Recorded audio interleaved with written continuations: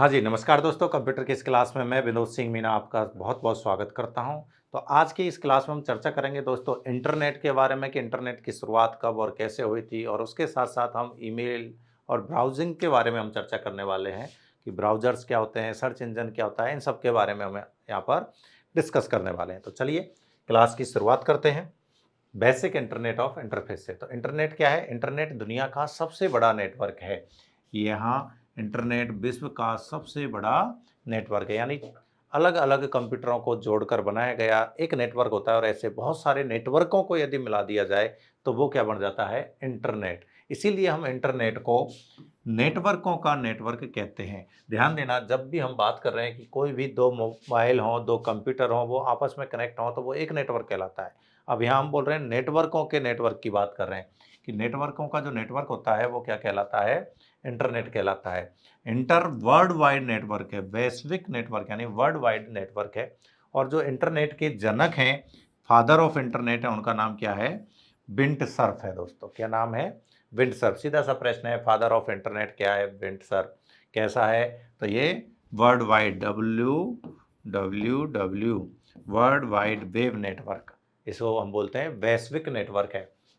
Internet एक सार्वजनिक network है, यानी इसके को कोई भी यूज कर सकता है। हम सभी आज के समय में इंटरनेट का उपयोग करते हैं।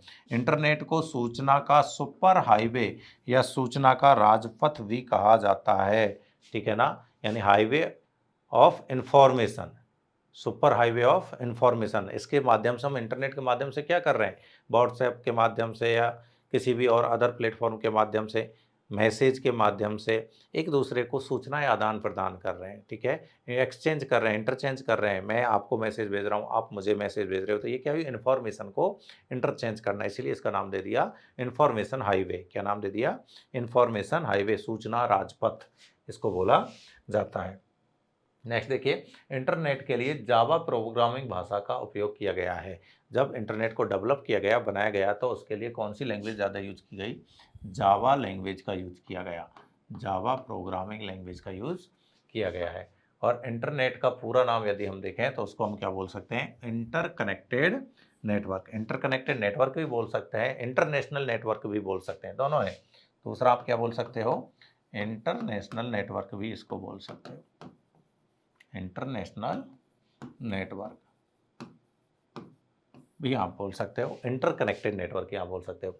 विश्व में इंटरनेट की शुरुआत 1969 में अमेरिका के सुरक्षा विभाग द्वारा आर्पानेट के रूप में की गई थी। यानी कि हम बोले हैं कि पहला नेटवर्क जिससे शुरुआत हुई इंटरनेट की, तो उसकी नींव किससे रखी गई? तो वो है दुनिया का फर्स्ट नेटवर्क। और दुनिया का पहला जो नेटवर्क है उसका नाम क्या है? आर्पानेट। क्या है दोस्तों? आर्पानेट, जिसको डेवलप किसके द्वारा किया गया? डिपार्टमेंट ऑफ डिफेंस, अमेरिकी सुरक्षा विभाग के द्वारा 1969 में। कब किया गया है? 1969 में इसको डेवलप किया गया है। नेक्स्ट, आर्पानेट की यदि हम बात करें तो आर्पानेट की सबसे पहले तो आप फुल फॉर्म देखिए। आर्पानेट की फुल फॉर्म क्या होती है? Advance research project agency, project agency network, agency network. ये आर्पानेट जो टर्म है हमारी, जिसको हम दुनिया का फर्स्ट नेटवर्क, वर्ल्ड का फर्स्ट नेटवर्क बोल रहे हैं, उसकी फुल फॉर्म होती है दोस्तों, ठीक है? Advance research project agency network. और ये हमारा वर्ल्ड वाइड वेब यानी कि वाइड एरिया नेटवर्क हम इसको बोलते हैं, वैन नेटवर्क, वैश्विक नेटवर्क इसको हम बोलते हैं। भारत की यदि हम बात करें, इंडिया की यदि हम बात करें, तो इंटरनेट की जो शुरुआत है इंडिया में वो 15 अगस्त 1995 को, 15 अगस्त को BSNL के द्वारा की गई थी। यहाँ पर यदि हम बात करें इस BSNL की, ध्यान रखना 2 BSNL है, इसकी फुल फॉर्म होती है विदेश संचार निगम लिमिटेड, विदेश संचार निगम लिमिटेड।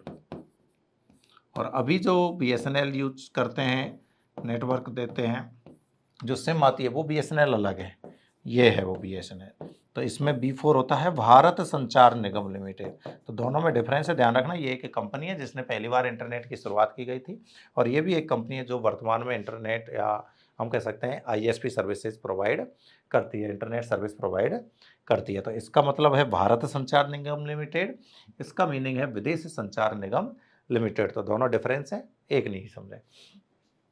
इंटरनेट एक दूसरे से जुड़े कई कंप्यूटरों का जाल है। बिल्कुल, हमने बात की कि इंटरनेट क्या है, एक नेटवर्क है जो बहुत सारे नेटवर्कों से मिलकर के बना है। और नेटवर्क ही क्या होता है, कंप्यूटर जो एक दूसरे से कनेक्ट होते हैं, इंटरकनेक्ट होते हैं एक दूसरे के साथ में, जो राउटर एवं सर्वर के माध्यम से दुनिया के किसी भी कंप्यूटर को आपस में जोड़ता है। तो हम किसका यूज कर रहे हैं कंप्यूटरों को आपस में जोड़ने के लिए, एक दूसरे को कनेक्ट करने के लिए? सर्वर्स या फिर राउटर्स। ये हमारी कुछ इलेक्ट्रॉनिक डिवाइसेज होती हैं, नेटवर्किंग डिवाइसेज जिनको हम कहते हैं, इनका यूज करते हैं कनेक्टिविटी के लिए। जैसे मान लो मुझे दो कंप्यूटर जोड़ने हैं, तो उनके लिए मुझे एक लैन वायर की रिक्वायरमेंट होती है, ठीक है। अब बहुत सारे यदि मुझे कंप्यूटर एक साथ जोड़ने हैं तो एक मॉडेम की ज़रूरत होती है। मॉडेम में क्या होंगे, छोटे छोटे पोर्ट होंगे जिनके माध्यम से अलग अलग हम लैन वायर्स सप्लाई करेंगे। आगे देखते हैं।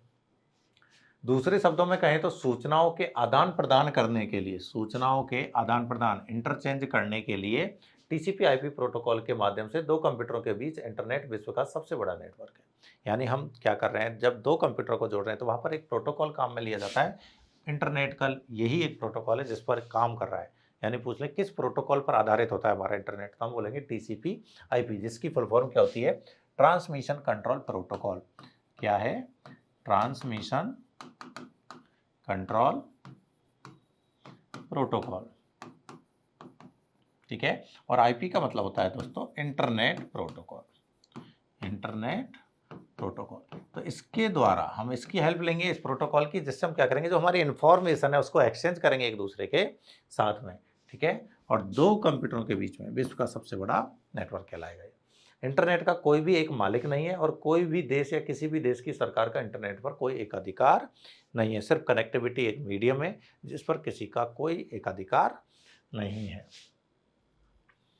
नेक्स्ट देखें, इंटरनेट में कई अलग अलग बिट्स और टुकड़े होते हैं जिनमें से प्रत्येक का एक मालिक होता है। वे मालिक जो आपके पास इंटरनेट की पहुंच एवं गुणवत्ता स्तर को नियंत्रित करते हैं, वे आईएसपी इंटरनेट सर्विस प्रोवाइडर होती हैं। भारत में बीएसएनएल, एमटीएनएल आदि इंटरनेट सेवा प्रोवाइड कंपनी है। अभी जियो भी आप लिख सकते हैं, वोडाफोन आइडिया भी आप लिख सकते हैं,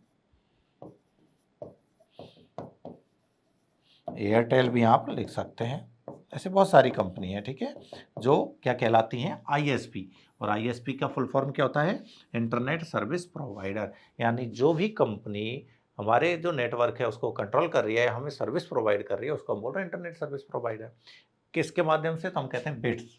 बिट्स का मतलब होता है 0 और 1, क्योंकि हमें पता है डिजिटल दुनिया में या कंप्यूटर की दुनिया में जो भी डेटा है वो बिट्स की फॉर्म में, यानी 0 और 1 की फॉर्म में ही ट्रांसमिट होता है। बिट से मिलकर बाइट बढ़ती है, बाइट से केबी, एमबी, इस तरीके से जीबी। तो वो सबसे जो छोटा पार्ट होता है वो क्या कहलाता है, आपका बिट्स कहलाता है। और बिट्स के माध्यम से ट्रांसमिट होती है हमारी इंफॉर्मेशन, इंटरनेट के माध्यम से या नेटवर्क के माध्यम से। नेक्स्ट, बीएसएनएल, देखिए फुल फॉर्म ऑलरेडी बता चुका हूँ, विदेश संचार निगम लिमिटेड। बीएसएनएल भारत संचार निगम लिमिटेड। और एमटीएनएल महानगर टेलीकॉम निगम लिमिटेड। तो ये वर्तमान में जो बीएसएनएल हम कंपनी ज़्यादातर अभी चर्चाओं में भी है, काफ़ी यूजर एक साथ जो टैरिफ बढ़ाए गए हैं तो उसके माध्यम से इसको काफ़ी बेनिफिट हुआ है। क्योंकि अन्य जो आईएसपी कंपनी है, अदर जो आईएसपी कंपनी है जियो, एयरटेल, इन्होंने लगभग 20 से 25% टैरिफ जो अपने प्लान थे उनमें प्राइस हाइक की थी, और इसने बिल्कुल प्राइस हाइक नहीं की, इसलिए लगातार यूज़र इसकी तरफ ट्रांसफ़र हुए हैं। नेक्स्ट, इंटरनेट का उपयोग के लिए निम्नलिखित घटक आवश्यक हैं। कौन कौन से घटक हैं, तो पर्सनल कंप्यूटर, इंटरनेट का यूज़ करना है तो आपके पास एक कंप्यूटर होना चाहिए, एक मॉडेम होना चाहिए, एक ट्रांसमिशन मीडियम होना चाहिए आपके पास में, एक इंटरनेट का कोई भी सॉफ्टवेयर जैसे ब्राउज़र, और एक आईएसपी कंपनी जिसका आप नेटवर्क यूज कर रहे हैं। यानी एक तो कंप्यूटर, एक मॉडेम। अब मॉडेम और कंप्यूटर को जोड़ने के लिए कोई भी मीडियम होना चाहिए, जिसे हम बोल रहे हैं कम्युनिकेशन मीडियम। यानी कि ये वायर्ड भी हो सकता है आपका, और ये आपका वायरलेस भी हो सकता है। किसी भी प्रकार का मीडियम आप यूज में ले सकते हैं, ठीक है, जिसके द्वारा मॉडेम को और पर्सनल कंप्यूटर को कनेक्ट किया जाएगा। या तो वो वायर्ड के साथ कनेक्ट होगा या वायरलेस कनेक्ट होगा। इंटरनेट सॉफ्टवेयर जिसमें आपको रिक्वायरमेंट होगी किसी भी ब्राउज़र की। ब्राउज़र बोले तो जैसे आप यूज़ करते हैं ज़्यादातर गूगल क्रोम। कौन सा यूज़ करते हैं हम, गूगल क्रोम। और इंटरनेट सर्विस प्रोवाइडर यानी अब आपको इंटरनेट कनेक्शन की रिक्वायरमेंट होगी, चाहे आप वो जियो का यूज़ करें, चाहे आप BSNL का, चाहे आप एयरटेल का। तो किसी न किसी एक सर्विस प्रोवाइडर की भी आपको रिक्वायरमेंट होगी, तभी आप कनेक्ट कर पाएंगे, तभी आप इंटरनेट का यूज़ ले पाएंगे, अदरवाइज नहीं ले पाएंगे। यानी कि सीधा सा क्वेश्चन है कि इंटरनेट का उपयोग करने के लिए कम से कम कितने कंपोनेंट, मिनिमम जो नंबर ऑफ कंपोनेंट है उनकी रिक्वायरमेंट होगी, तो हम कहेंगे 5। कौन कौन से हैं? तो पर्सनल कंप्यूटर, मोबाइल भी हो सकता है, मॉडेम। अब मॉडेम की मोबाइल में डायरेक्ट क्या होता है, इनबिल्ड आता है वायरलेस, तो हम चाहें तो मॉडेम को अलग भी कर सकते हैं, लेकिन वो मॉडेम कहाँ यूज होगा फिर? कनेक्शन लेने के लिए। तो मिनिमम में आ गया modem, communication medium, internet software और इंटरनेट सर्विस प्रोवाइडर। इनके बिना हम इंटरनेट का यूज नहीं कर सकते हैं। नेक्स्ट देखिएगा, प्रोटोकॉल। बार बार आ रहा है प्रोटोकॉल, जैसे अभी आया TCP/IP प्रोटोकॉल। तो TCP/IP प्रोटोकॉल होता क्या है? तो प्रोटोकॉल होता है सेट ऑफ रूल्स। क्या है? नियमों का समूह होता है दोस्तों। हम कोई भी काम करते हैं, हम अपने अध्यापक से बात करते हैं, क्लास में अपने मित्रों से बात करते हैं, घर पे अपने पेरेंट्स से बात करते हैं, तो हमें कुछ नियमों की पालना करनी होती है। ऐसा तो है नहीं कि हम अभद्र भाषा में या रॉन्ग वर्ड के साथ में हम उनको संबोधन करें, उनको बुलाएं, ठीक है?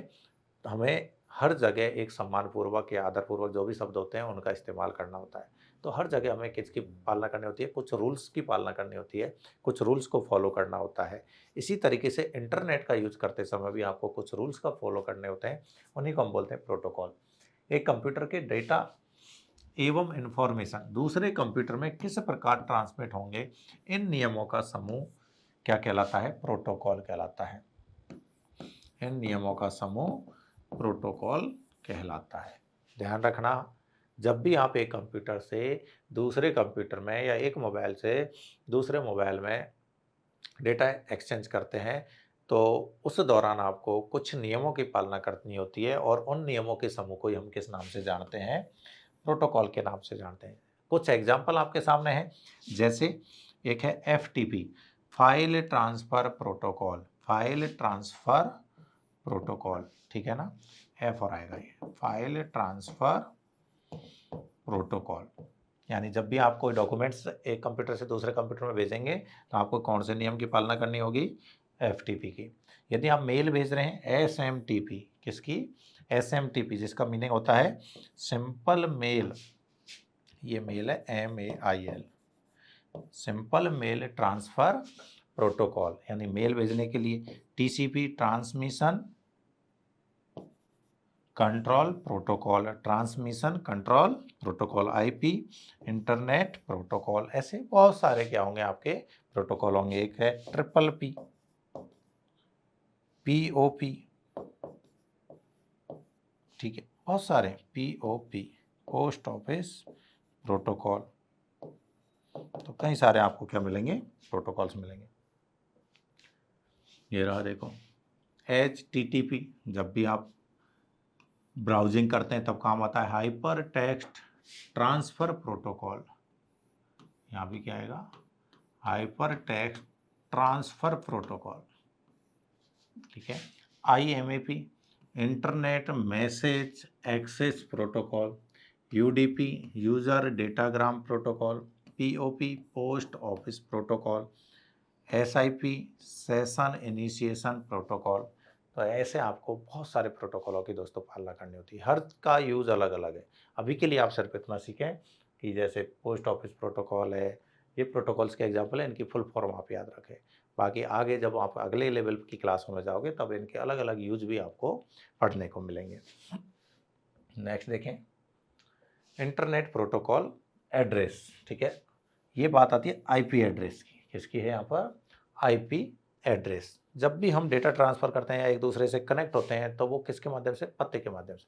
भाई आप किसी को लेटर भेज रहे हो, तो बिना एड्रेस के आप लेटर सेंड नहीं कर सकते, जब तक आप उस पर भेजने वाले का पता और प्राप्त करने का पता, कि किसको भेजा जा रहा है उसका पता, वो दोनों एड्रेस आप नहीं डालोगे, तब तक आपका जो भी लेटर है, जो भी सूचना है, वो संबंधित व्यक्ति तक नहीं पहुंचेगी। उस केस में आपको क्या करना है? एड्रेस। ऐसे कंप्यूटर में क्या करते हैं हम? IP एड्रेस का यूज करते हैं। ये देखिए, होता क्या है IP address? Internet protocol address गणितीय अंकों के रूप में होता है एवं स्मार्टफोन कंप्यूटर प्रत्येक डिवाइस हेतु अलग अलग होता है।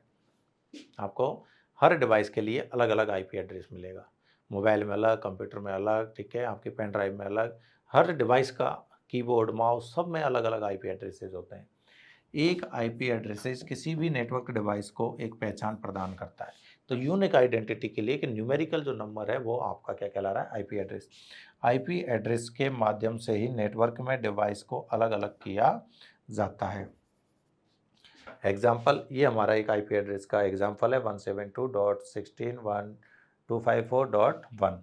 तो ऐसे आपके आईपी एड्रेसेस होते हैं। अब आईपी एड्रेसेस कितने प्रकार के होते हैं, तो हम कहेंगे आईपी एड्रेसेस में दो फॉर्मेट होते हैं, एक IPv4 और एक IPv6। IPv4 और IPv6 ये दो प्रोटोकॉल्स के वर्जन है। Internet protocol version 4, internet protocol version 6। अब IPv4 की यदि हम बात करें, ध्यान रखना, इंटरनेट प्रोटोकॉल वर्जन 4। अब 4 में और 6 में डिफरेंस क्या है, दोनों को अलग अलग आप देखेंगे। तो 4 जो होता है 32 बिट्स का होता है, इसमें केवल अंकों का प्रयोग किया जाता है और एड्रेस को डॉट के द्वारा अलग किया जाता है। तो अभी हमने जो एग्जाम्पल देखा था, ये देखिए पिछली स्लाइड में, या मैं कह सकता हूँ ये वाला जो एग्जाम्पल है जिसमें देखो सिर्फ न्यूमेरिकल है, 4 पार्ट है, प्रत्येक पार्ट के बीच में सेपरेटर के तौर पर एक डॉट का इस्तेमाल हुआ है, पीरियड्स का इस्तेमाल हुआ है। तो ये हमारा कहेंगे हम IPv4 है। IPv6 की पहचान कैसे करेंगे, 128 बिट्स का होता है, इसमें केवल अंकों के साथ साथ अंग्रेजी भाषा के अक्षरों का भी प्रयोग किया जा सकता है, यानी अल्फ़ाबेट भी आप यूज में ले सकते हो। एड्रेस को कॉलन के द्वारा अलग किया जाता है, वहाँ देखो डॉट है और यहाँ पर क्या है, कॉलन है, यानी सेपरेटर के रूप में यहाँ कॉलन यूज हो रहा है, यहाँ पर डॉट यूज हो रहा है। यहाँ 32 बिट है, यहाँ 128 बिट है। यहाँ पर हम सिर्फ न्यूमेरिकल वैल्यू ले रहे हैं, या न्यूमेरिकल के साथ साथ में आप अल्फ़ाबेट का भी यूज कर सकते हैं। दूसरा, यदि हम डिवाइस के अकॉर्डिंग देखते हैं तो फिर हमारे पास में दो प्रकार के हैं, एक स्टैटिक आईपी एड्रेस और एक डायनामिक। नाम से पता चल रहा है ये आईपी एड्रेस किसी सर्वर को एक्सेस करने के लिए खरीदा जाता है, क्योंकि ये एक फिक्स होता है। किसी भी वेबसाइट स्टैटिक आईपी एड्रेस पर स्थिर रहता है, यानी कि आईपी एड्रेस एक तो जो फिक्स हो गया और एक जो लगातार बदलता रहता है, जो सिक्योरिटी में यूज़ करते हैं कि हर लोकेशन बदल रहा है या लगातार आईपी एड्रेसेस चेंज हो रहा है, तो उसको ट्रैक करना थोड़ा इजी नहीं होता है। तो वो जो लगातार बदलते रहते हैं आईपी एड्रेसेस वो कहलाते हैं आपके डायनामिक आईपी एड्रेस, और जो फिक्स्ड होते हैं वो कहलाते हैं आपके स्टैटिक आईपी एड्रेस। यह इंटरनेट कनेक्शन पर आधारित होता है। कोई कंप्यूटर सिस्टम इंटरनेट के कनेक्ट होते ही बदल जाता है, जैसे ही आप डिवाइस से कनेक्ट होंगे तुरंत आईपी एड्रेस चेंज हो जाएगा, दूसरी डिवाइस फिर कनेक्ट करेंगे तो फिर से आईपी एड्रेस चेंज हो जाएगा। यानी लगातार क्या होगा, आईपी एड्रेस चेंज हो रहा है तो हम बोलेंगे वो डायनामिक आईपी एड्रेस है, और यदि चेंज नहीं हो रहा है, फिक्स है, तो हम बोलेंगे उसको वो स्टैटिक आईपी एड्रेस है। अब आईपी एड्रेसेस की यदि हम रेंज की बात करें तो रेंज देखो कहाँ से शुरू होती है, 00 से। कहाँ से शुरू होती है, 00 से। यानी मैं कहूँगा एक रेंज है मेरे पास 0 से 255, 0 से 255, और डिफ़ॉल्ट आईपी एड्रेस हमेशा क्या मिलेगा आपको, 00। ये आपका डिफ़ॉल्ट आईपी एड्रेस है। अब इनको अलग अलग क्लासों में कैटेगराइज किया गया है, अलग अलग क्या बनी हुई है, इसकी क्लास बनी हुई है। जैसे क्लास ए की यदि हम बात करें तो क्लास ए में आईपी एड्रेस आते हैं 0 से लेके 126, यानी ये जो रेंज है 0 से 255, इसमें से 0 से शुरू होने वाले और 126 तक के ये किस में चले जाते हैं, क्लास ए के आईपी एड्रेस। अब 127 को रिजर्व रखा गया है, यहाँ देखना 127 को रिजर्व रखा गया है कि 127 से शुरू होने वाले जितने भी आईपी एड्रेसेस हैं, 127.255.255.255, ये सारे के सारे इनको रिजर्व रखा गया है किसके लिए, लूप बैक के लिए, रिजर्व्ड फॉर लूप बैक, या हम कहेंगे टेस्टिंग के लिए डिवाइस, या क्या बोल सकते हो आप कि टेस्टिंग के लिए, सेल्फ टेस्टिंग यूज़ कर, इसके लिए हमने इसको रिजर्व कर दिया। तो अब शुरू कहाँ से होंगे, 128 से, 128 से 191 तक जितने भी आईपी एड्रेसेस होंगे वो क्लास बी के होंगे, और 192 से 223 तक जितने भी आईपी एड्रेसेस होंगे वो सभी किसके होंगे, क्लास सी के होंगे। उसके बाद 224 से 239 तक सभी आईपी एड्रेसेस क्लास डी के होंगे। उसके बाद 240 से 255 तक जितने भी क्लासेस होंगे वो सभी आपके क्लास ई के होंगे। अब इनकी यदि हम बात करें तो इनका अभी यूज़ नहीं किया जा रहा है, ये इनको फ्यूचर के लिए या मैं कहूँ रिसर्च के लिए इनको रिजर्व रखा गया है। इनकी यदि हम बात करें तो ये मल्टीकास्टिंग में या ब्रॉडकास्टिंग में हम इनका यूज कर रहे हैं। और ये यूनिकास्ट में। तीनों की तीनों क्लास जो है ये आपकी यूनिकास्ट में यूज हो रही है, यानी जनरल यूजर के द्वारा हमारी जो डिवाइस हैं उनमें class A, class B, class C का यूज किया जा रहा है। और यदि हम बात करें मल्टीकास्ट की तो उसमें हमेशा ध्यान रखना क्लास डी का यूज हो रहा है। और फ्यूचर के लिए या रिसर्च के लिए, रिसर्च में जो यूज हो सकते हैं वो कौन से हैं, क्लास ई का यूज होता है। तो ये आईपी एड्रेसेस की डिफरेंट टाइप्स की क्लास है। उसके बाद आती है दोस्तों वेबसाइट क्या होती है। आपने सभी ने वेबसाइट तरह तरह की यूज की होंगी, चाहे वो गूगल की हो, चाहे फेसबुक की हो, इंस्टाग्राम, बहुत सारी वेबसाइट्स हैं आपने देखी होंगी। तो वो होती क्या है, किसे कहते हैं, तो ध्यान रखना वेब पेजों का जो समूह होता है, group of web pages, group of web pages, web पेजों के जो समूह को हम क्या बोलते हैं, वेबसाइट बोलते हैं। क्या बोलते हैं, वेबसाइट। सर वेब पेज क्या होता है, दिमाग में आएगा कि वेब पेजों का समूह, तो वेब पेज जिनमें इंफॉर्मेशन लिखी जाती है आपके HTML कोड्स में। HTML एक लैंग्वेज है कोड की, हम ये कह सकते हैं, जिसमें वेब पेज बनाए जाते हैं, वो भाषा। वेब पेज किस में बने होते हैं, तो हम कहेंगे HTML भाषा में। इन वेब पेज पर किसी कंपनी, संगठन, संस्थान की सूचनाओं की डिजिटल रूप में प्रदर्शित की जाती है। और वेबसाइट के सभी पेज आपस में एक दूसरे से जुड़े होते हैं। किसके द्वारा जुड़े होते हैं, तो ये ध्यान रखना हाइपरलिंक के द्वारा। किसके द्वारा, हाइपरलिंक। एक दूसरे से, प्रत्येक वेबसाइट के सभी वेब पेज एक दूसरे से हाइपरलिंक के द्वारा कनेक्ट होते हैं, एक दूसरे से जुड़े हुए होते हैं। वेब ब्राउजर की बात करें, हाँ एक और आप यहाँ पर लाइन लिख लेना कि जो वेब पेजेज हमारे, मैंने अभी आपको बताया किस लैंग्वेज में लिखे होते हैं, HTML में। और HTML की फुल फॉर्म क्या होती है, hyper text markup language, hyper text markup language इसमें लिखी हुई होती है। ये जितनी भी हमारी इंफॉर्मेशन होगी, डिजिटल इंफॉर्मेशन किसी भी संस्था से रिलेटेड होती है, किसी भी ऑर्गेनाइजेशन से रिलेटेड हो सकती है, वो सब कौन सी लैंग्वेज में लिखी होगी, HTML में। और ये जितना भी कंटेंट होगा, सभी कंटेंट एक दूसरे से इंटरकनेक्ट होगा, एक दूसरे से जुड़ा हुआ होगा, किसके द्वारा, हाइपरलिंक के द्वारा। नेक्स्ट आता है आपका वेब ब्राउजर, क्योंकि जब तक ब्राउजर नहीं होगा हम किसी भी वेबसाइट को एक्सेस नहीं कर पाएंगे, ओपन नहीं कर पाएंगे। तो उसके लिए एक सॉफ्टवेयर, एक एप्लीकेशन सॉफ्टवेयर की रिक्वायरमेंट होगी, और वो कौन सा होगा, आपका वेब ब्राउजर, जिसके एग्जांपल है आपके जैसे गूगल क्रोम वगैरह आप यूज करते हो, ओपेरा मिनी यूज करते हो, मोजिला फायरफॉक्स यूज करते हो, माइक्रोसॉफ्ट एज यूज करते हो, कोई सा भी आप यूज करते हैं मोबाइल में या कंप्यूटर में, वो क्या कहलाता है, आपका वेब ब्राउजर। यह एक एप्लीकेशन सॉफ्टवेयर है जिसमें इंटरनेट से संबंधित कार्य पूरे किए जाते हैं। वेब ब्राउजर इंटरनेट तथा यूजर के मध्य संपर्क कराने का कार्य करता है, यानी हम कहेंगे एक इंटरफेस है। इंटरनेट और यूजर के बीच जो इंटरफेस प्रोवाइड करवाया जा रहा है, संपर्क की जगह हम बोलेंगे क्या, इंटरफेस प्रोवाइड करवाया जा रहा है, वो किसके द्वारा किया जा रहा है, वेब ब्राउजर के द्वारा। विश्व का सबसे पहला web browser, first web browser 1990 में बनाया गया था, जिसका नाम वर्ल्ड वाइड वेब था। यानी फर्स्ट वेब ब्राउजर का नाम क्या है, वर्ल्ड वाइड वेब, जो कि टिम बर्नर ली के द्वारा बनाया गया था। यानी फर्स्ट वेब ब्राउजर 1990 में टिम बर्नर ली के द्वारा वर्ल्ड वाइड वेब के नाम से बनाया गया था। यह विश्व का सबसे पहला टेक्स्ट वेब ब्राउजर था। यानी इसमें हम उस टाइम पर ग्राफिक्स, कोई भी पिक्चर्स, फोटो, वीडियो, इस तरीके के आइटम, ग्राफिक्स के जो भी होते हैं आइकन, वो नहीं देख सकते थे, सिर्फ टेक्स्ट इस पे शो होता था। विश्व का सबसे पहला ग्राफिक्स वेब ब्राउजर जो है वो है एयरवाइज। एयरवाइज। इसके पश्चात 1993 में मार्क एंडरसन ने मोजेक नामक वेब ब्राउजर, यानी दो हो गए हमारे पास, एक तो है मोजेक और एक है आपका एयरवाइज। ये दो हमारे क्या हैं, ग्राफिक्स, इनमें हम पिक्चर और वीडियो देख पाए थे। नेक्स्ट एग्जाम्पल की यदि हम बात करें, देखो इंटरनेट एक्सप्लोरर है, सफारी है, नेटस्केप नेविगेटर है, गूगल क्रोम है, मोजिला फायरफॉक्स है, ओपेरा है और माइक्रोसॉफ्ट एज है। ये सभी किसके एग्जाम्पल है, आपके ब्राउजर के एग्जाम्पल है। सीधा सा क्वेश्चन है, एग्जाम्पल दें तो ये नाम आप दे सकते हैं। नेक्स्ट देखेंगे, हाँ जी, URL। तो URL का फुल फॉर्म देखो, सबसे पहले URL होता क्या है, तो URL की आप यदि फुल फॉर्म की बात करें तो ये होता है uniform resource locator. Uniform resource locator कि, और किसी भी जो वेबसाइट, हम वेबसाइट की जब बात कर रहे थे, तो वेबसाइट का जो एड्रेस होता है उसको हम क्या कहते हैं, URL ही कहते हैं। वेबसाइट का जो भी एड्रेस है, देखो एड्रेस को वेब एड्रेस भी बोला जाता है, साथ ही साथ उसको हम URL भी बोलते हैं। यूआरएल के द्वारा किसी भी वेबसाइट पर डायरेक्ट पहुंचा जा सकता है। जैसे कि एग्जाम्पल की यदि हम बात करें इसके, तो यूआरएल का एग्जाम्पल है आपका http://www.binodsar.com। ये एक एग्जाम्पल है पूरा। जब भी आप खोलते हैं गूगल तो ये भी आता ही आता है, गूगल के साथ आ जाता है।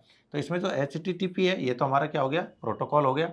www वर्ल्ड वाइड वेब हो गया, और विनोद डोमेन का नेम हो गया। .com टॉप लेवल डोमेन हो गया। यानी ये प्रत्येक अलग अलग पार्ट है। टॉप लेवल डोमेन लास्ट वाला पार्ट है, डोमेन नेम विनोद सर है, और वर्ल्ड वाइड वेब ये हमारा मेन सर्वर है जिससे हमारी सूचनाएं आती हैं। वेबसाइट की जो भी सूचनाएं हमें दिखाई देती हैं वो यहीं से प्राप्त होती हैं, वर्ल्ड वाइड वेब से ही प्राप्त होती हैं।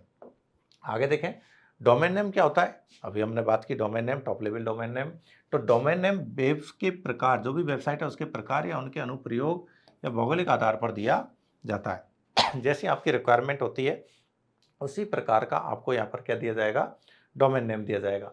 जैसे .com, तो ये किस लिए दिया जाता है, कॉमर्शियल, कॉम का मतलब कॉमर्शियल, व्यावसायिक संगठन के लिए।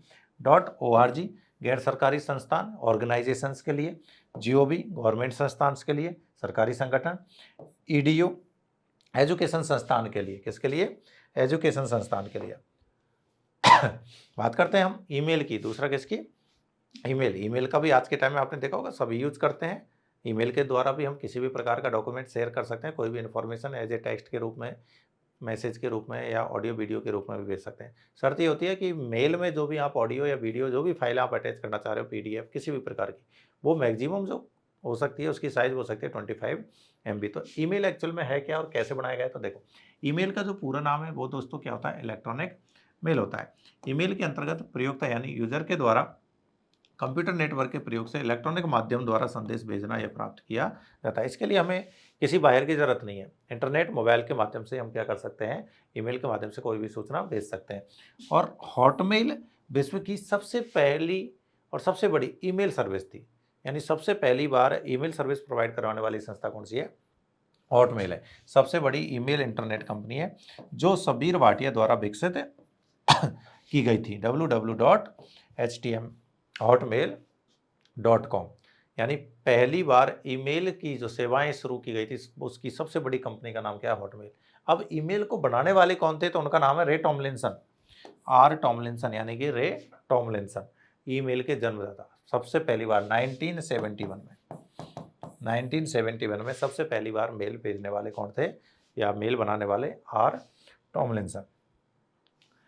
ईमेल एड्रेस की यदि हम बात करें तो ये यूज़र हो गया आपका और ये डोमेन नेम हो गया। यानी दो पार्ट हैं, बीच में सेपरेटर के तौर पर हम @ का यूज करते हैं, vinod@gmail.com। तो gmail.com क्या आपका डोमेन नेम है और ये आपका क्या है, यूज़र नेम है। ठीक है, तो ये क्लास में हमने आज के में यही जाना कि इंटरनेट होता क्या है, इसकी शुरुआत कैसे हुई थी, इसमें हम कौन से प्रोटोकॉल्स का यूज़ करते हैं, कौन कौन से ब्राउज़र्स का यूज़ करते हैं, उनके बारे में जाना। ब्राउज़र कहते कैसे हैं वो हमने समझा, साथ ही साथ ईमेल कैसे भेजते हैं, वेबसाइट कैसे कहते हैं, इन सब के बारे में जानकारी दी। धन्यवाद दोस्तों।